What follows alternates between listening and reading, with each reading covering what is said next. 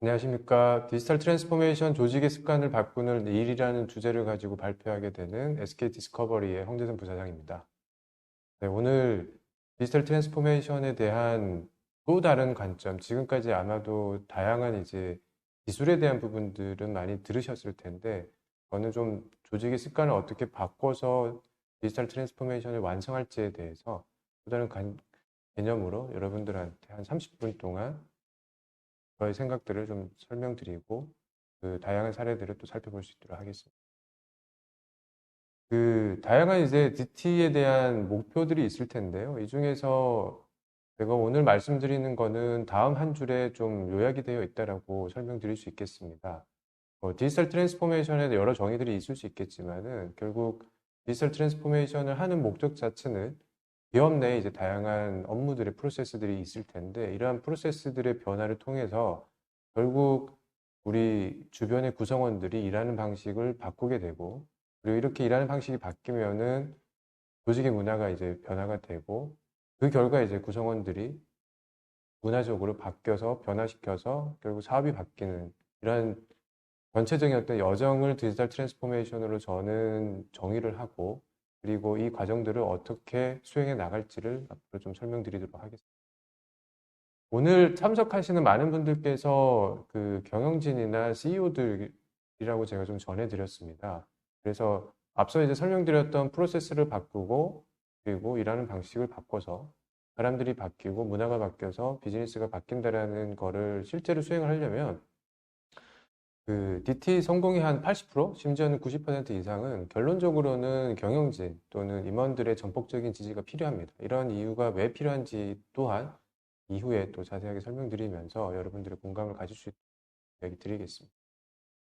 지금은 가히 그 코로나 팬데믹이 터지면서 디지털 트랜스포메이션의 시대가 도래하고 있는 것 같습니다. 결국 이제 팬데믹 이후에 좀 더 디지털 트랜스포메이션이 가속화되고 있는데요. 이 가속화된 모습들은 이미 우리 기업 일상에서 많이 찾아볼 수가 있습니다. 여러 모습들이 있겠지만 이제 핵심적인 부분 몇 가지를 말씀드리면 기존에 대면을 해서 일했던 방식들이 지금은 많은 경우 원격으로 진행하고 있습니다. 이미 지금 이 세션 또한 제가 오프라인 강의가 아니고 원격으로 하는 것처럼 이제 원격 근무가 너무나 당연하게 됐다. 근데 원격 근무가 당연하게 됐다라는 이 말에는 상당히 많은 것들이 함의하고 있습니다. 예를 들어서 기존에는 대면해서 공무 업무를 신청을 한다라든지 아니면 법무에 대해서 신청하고 결제를 받는 부분들이 결국 지금은 많은 기업들이 셀프 서비스화가 되지 않으면 업무가 진행되지 않는 상황으로 좀 변화하고 있습니다. 그리고 이전에는 부분적인 어떤 혁신을 했다라면은 지금은 통합된 디지털 경험으로 가야 된다라는 목소리들이 나오고 실질적인 통합된 디지털 경험을 제공하는 기업들은 좀 더 빠른 변화를 하고 있는 것도 목격할 수가 있습니다. 통합된 디지털 경험이 주요했던 부분 중에 또 하나의 축은 이전에는 이제 B2C 서비스를 다루는 영역에서만 UX라고 하는 커스터머 익스피리언스, 고객 경험에 대한 얘기를 좀 수용을 했는데 말씀드렸지만 오프라인에 모여있지 않고 원격에서 근무를 하다 보니까 결국에는 직원들이 사내에서 경험하는 다양한 시스템들 또한 이러한 고객 수준으로 좀 경험치가 향상이 돼야 된다. 그리고 마지막으로 분화된 업무의 기능들의 지속성뿐만이 아니고 결국 내부 시스템의 고도화라는 과제들도 결국 비즈니스 민첩성을 높이는 쪽으로 많이 가고 있다라는 게 저희가 코로나 팬데믹 이후에 좀 DT가 가속화됐고 잘 아시겠지만 마이크로소프트의 사티아 나델라 CEO께서는 2년간에 걸칠 DT가 2달 만에 완성이 됐다 이런 표현을 하는 것처럼 이미 많은 기업들의 변화는 시작된 것 같습니다. 이 시작의 어떤 핵심이 결국 사업을 하나의 어떤 연속성 있게 가져가야 되는데 이게 저희한테 주어진 환경 자체가 너무나 리스크가 커버린 거죠. 예를 들어서 유럽 같은 경우에 한국은 그렇지는 않았는데 유럽 같은 경우에는 일순간에 셧다운이 됐거든요. 그럼 모든 직원들이 그 회사에 출근하지 못하고 심지어는 노트북이 없었던 직원들은 2, 3주 그냥 집에서 재택 근무는 하긴 했지만 실질적인 근무가 되지 않았던 상황들이 발생을 했기 때문에 이러한 리스크를 어떻게 좀 줄여갈 거냐. 결국 그러한 리스크를 줄여가고 그리고 구성원들 또한 원격 환경에서 근무하지만은 조금 더 나은 퍼포먼스를 만들기 위해서 다양한 편리함을 주는 이 과정 속에서 DT가 좀 더 명확하게 진행이 되더라라는 것들이 뭐 저 또한 그렇게 실행을 하고 있고 그리고 주변에 이제 많은 사례들을 통해서 그런 내용들을 볼 수가 있었습니다.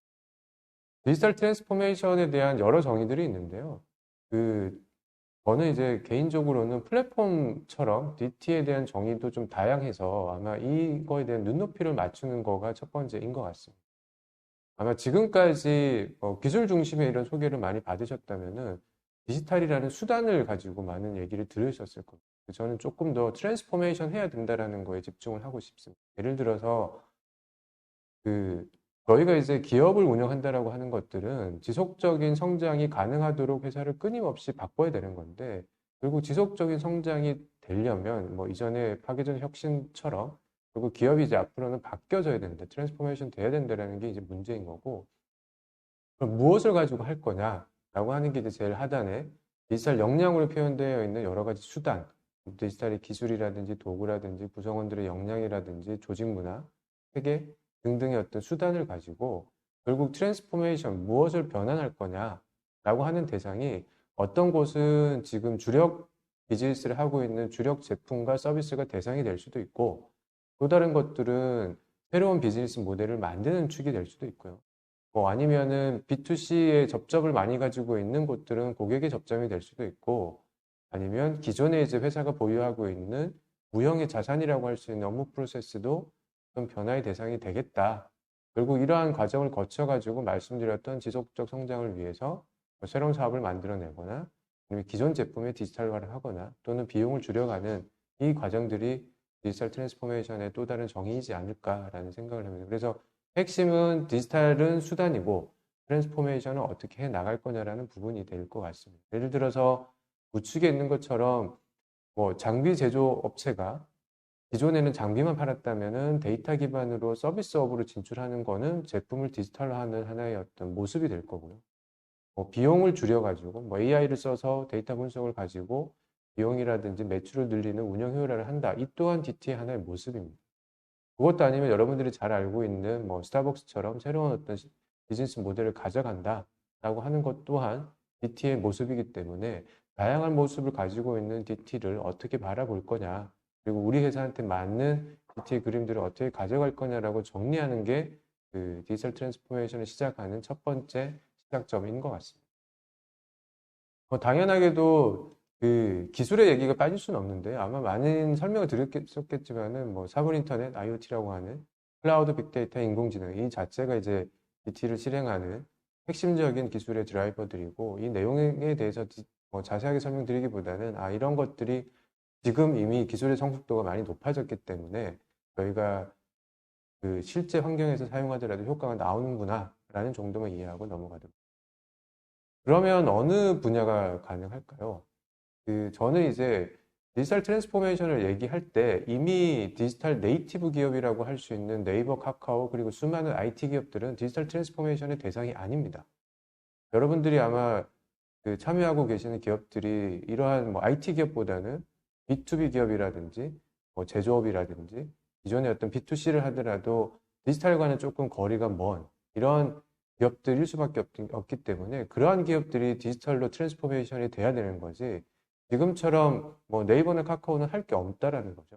그래서 그들과의 어떤 경쟁의 어떤 구도를 세우기보다는 동종업계에서 어떻게 디지털로 전환을 해서 어떤 성과를 내 보이는지를 또 찾아가는 게 분야라고 볼 수 있겠습니다. 그래서 지금은 뭐 다양한 지금 화면에 보시는 것처럼 크게 보면은 도시를 바꾸는 것부터 해서 뭐 오일, 가스부터 보험, 유통, 뭐 빌딩, 저희가 숙박, 심지어는 농업까지 기존의 어떤 전통 산업들에 해당하는 분야들이 다 DT에 또 변화할 수 있는 요소라고 할 수 있겠습니다.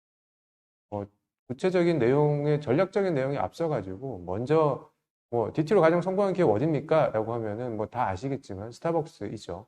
그래서 스타벅스는 리워드, 그다음 개인화, 페이먼트, 오더링이라고 하는 이러한 디지털 플라이휠을 통해 가지고 선순환을 하면서 점점 더 가속화를 시키고 있습니다.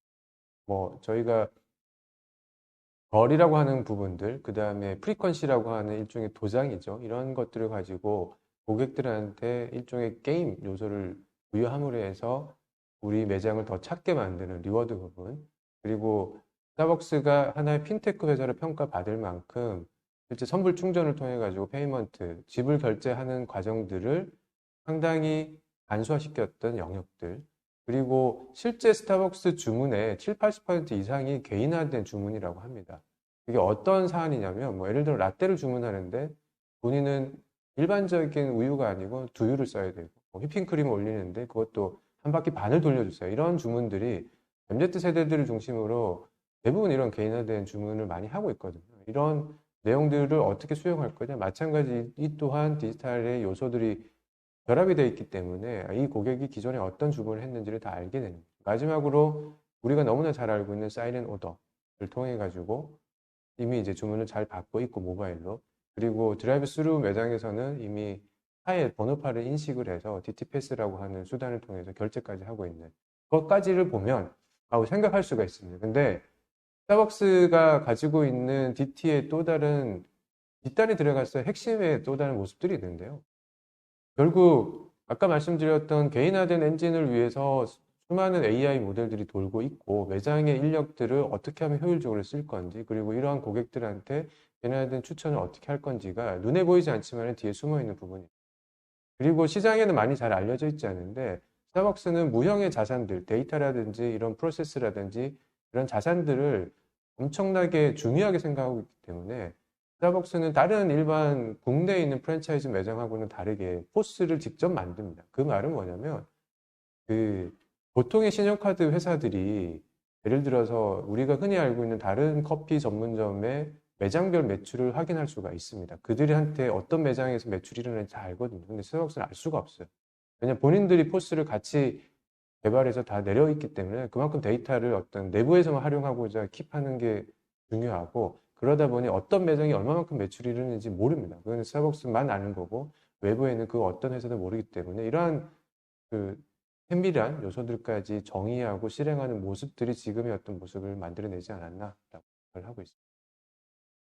대표적인 두 번째의 성공한 사례들을 보면은 제조사가 직접 고객들과의 다이렉트 투 컨슈머, 결국 다사몰을 통해 가지고 판매하는 뭐 나이키의 사례, LF 몰의 사례들이 이제 코로나를 거치면서 성공했던 사례들이고, 지속적으로 매출이 양쪽 다 올라오고 있습니다.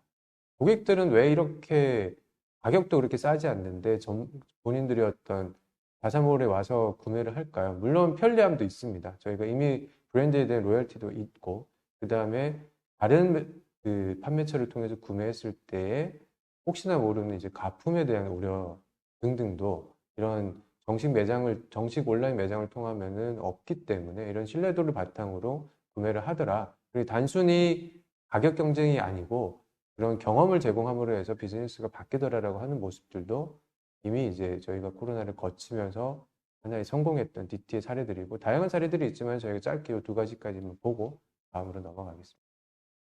오늘 이제 말씀드리고자 하는 이제 디지털 트랜스포메이션을 조직 습관을 바꾸면서 어떻게 끌어나갈 거냐라고 하는 부분들은 비전과 전략, 그리고 사람에 대한 부분, 프로세스, 그리고 문화, 기술, 비즈니스 모델에 대해서 한 6가지 주제별로 아마 다양한 고민들을 가지고 계시기 때문에 이런 고민들을 제가 또 간단하게 설명드리고, 또 저한테 이제 많은 분들이 이제 질문을 주시는데 거기에 대한 의견들도 좀 설명드리면서 하나씩 살펴보도록 하겠습니다. 우선 DT를 추진함에 있어서 가장 중요한 비전이라고 하는 것들은 뭐 앞서도 설명드렸지만은 경영진이 가지고 있는 명확한 비전이 있어야 됩니다. 그리고 이런 비전을 바탕으로 강력한 추진 의사를 보여야 DT는 성공할 수가 있습니다.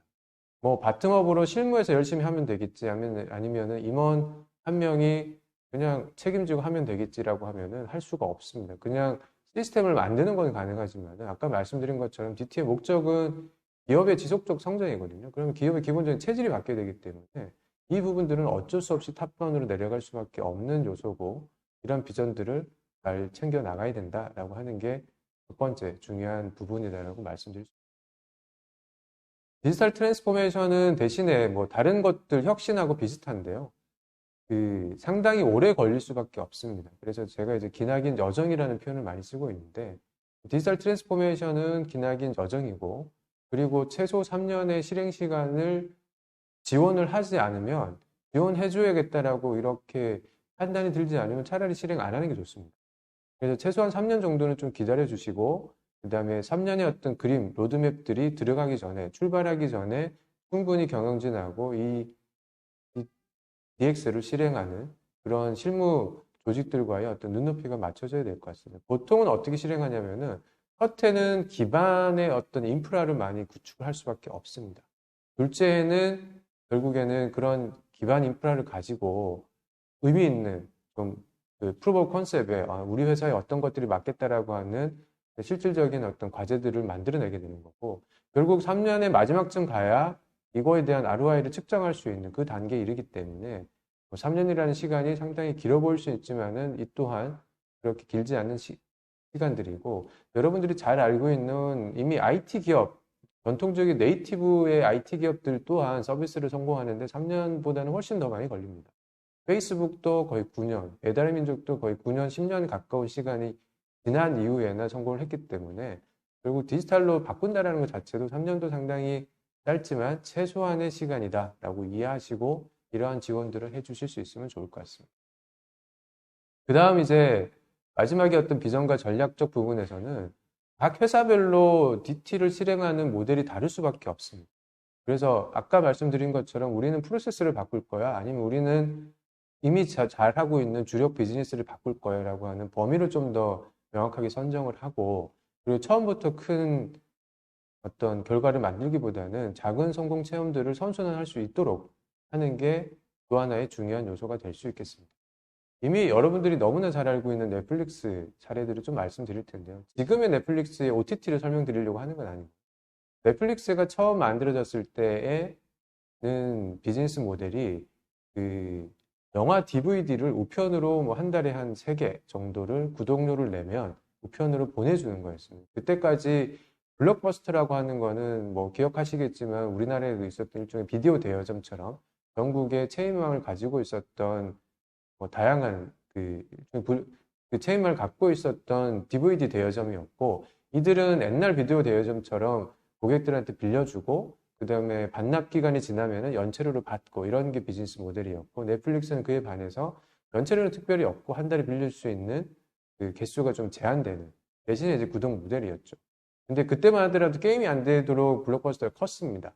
여러 이제 과정들을 다 스킵하고 넷플릭스가 이제 그 다음에는 OTT로 전환을 했습니다. CD 베이스에서 OTT로 전환을 했고, 그리고 넷플릭스가 성장을 하면서 반대로 블록버스터는 이제 성장세가 멈췄거든요. 그리고 결과론적으로는 파산을 했는데, 파산하는 과정에 뭐가 있었냐면은 블록버스터도 본인들은 회사 규모도 크고 자본도 많았기 때문에 넷플릭스가 성장하는 걸 보고 뒤에서야 넷플릭스처럼 본인들도 OTT를 하겠다라고 선언을 하고 만들어냈습니다.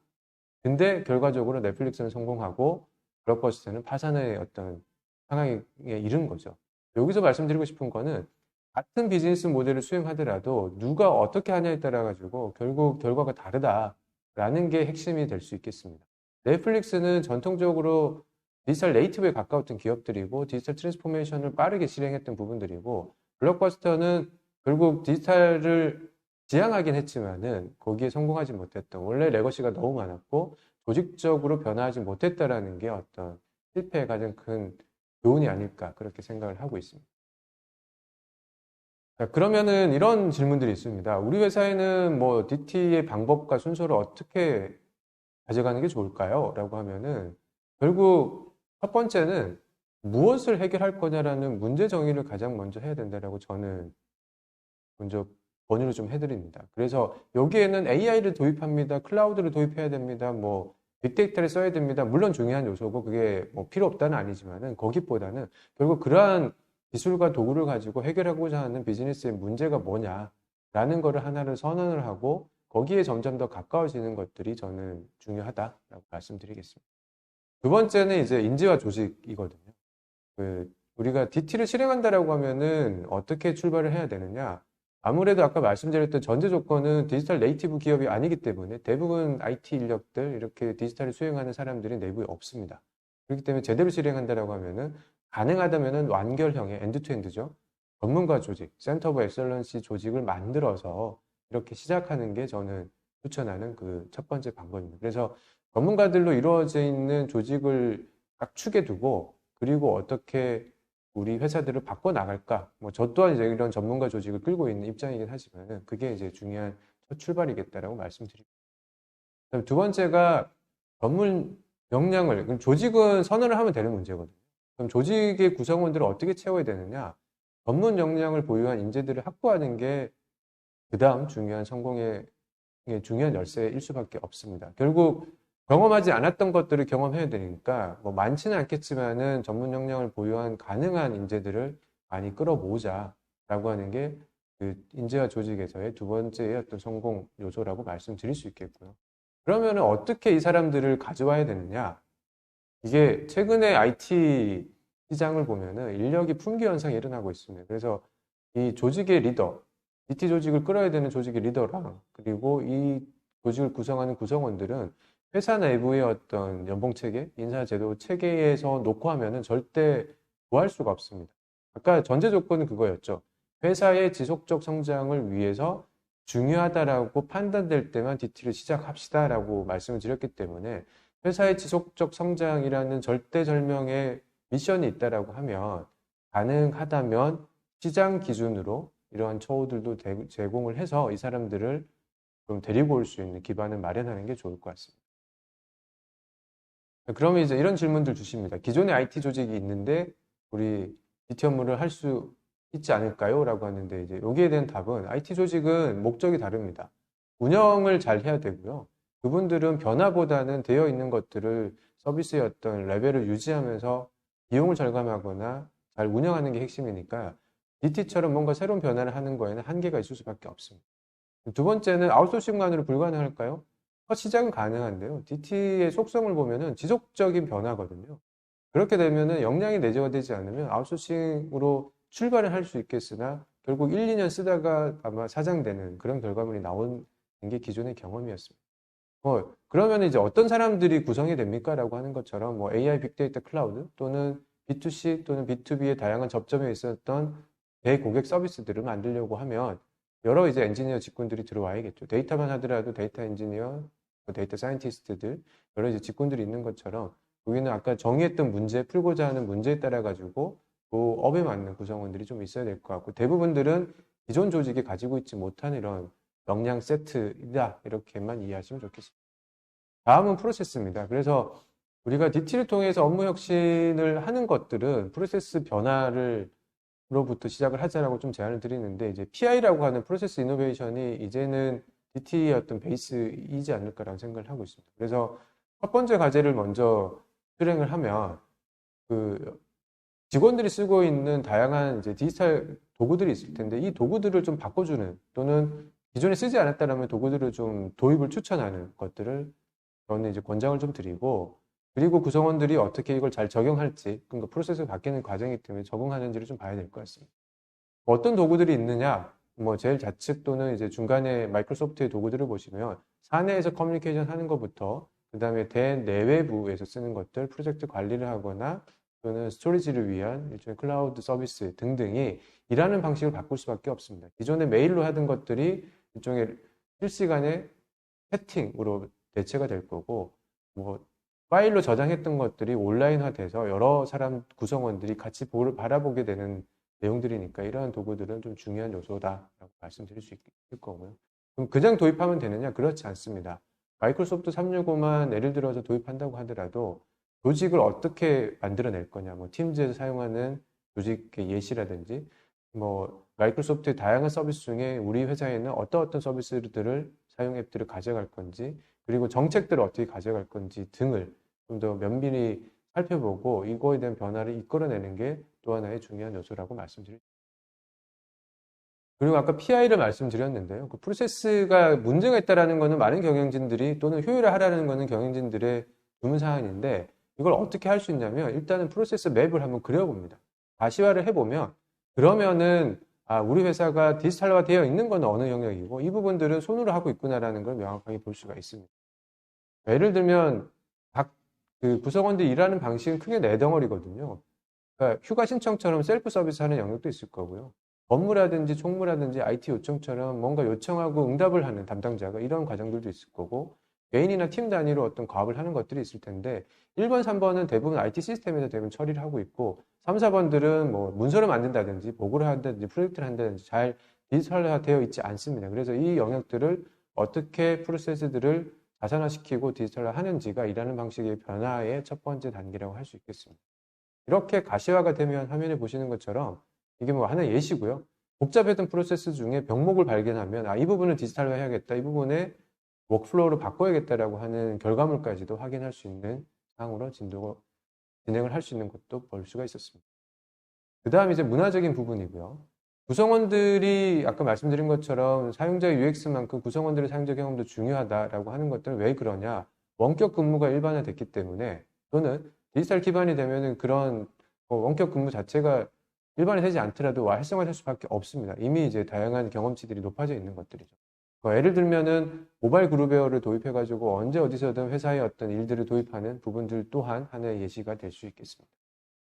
그 다음으로 보고받는 문화라든지 사무실 위치 또한 필요하면은 다른 어떤 외부 기업만큼도 바꿔낼 수 있겠습니다. 예를 든다라고 하면은 많은 임원들이나 경영진들께서 파워포인트로 만들어져 있는 보고서를 받으실 텐데요.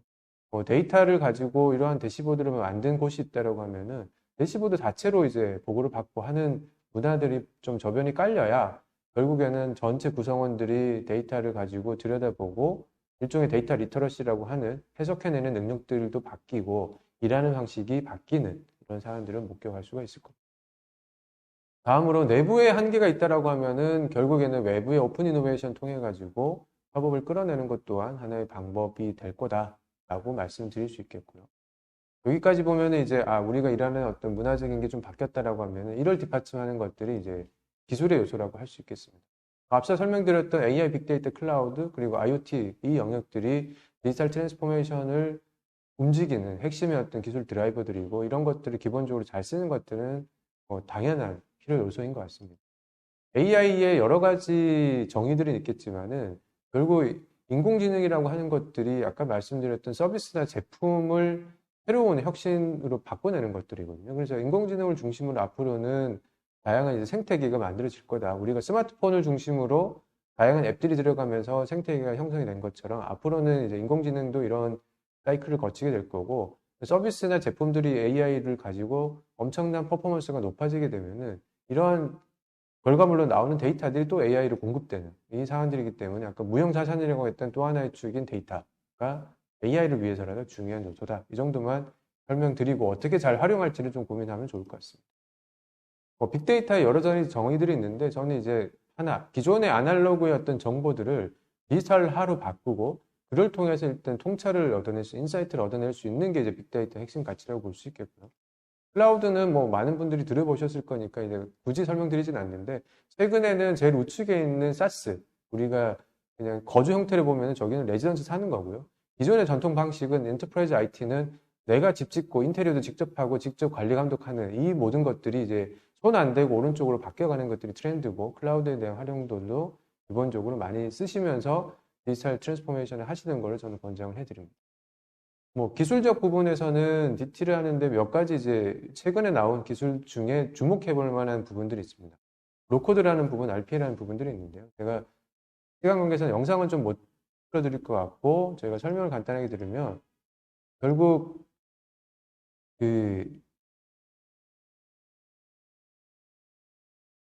저희가 로코드라고 하는 것들은 엑셀의 매크로처럼 간단한 IT 조직이나 개발자들이 많지 않을 때도 간단한 코드를 가지고 마이크로 서비스를 만들어내는 부분들입니다. 그래서 각 팀이나 개인별로 쓸 수 있는 이런 앱들을 만드는 수단이다. 이 정도만 이해하시면 좋을 것 같고 한번 챙겨보시면 좋겠습니다.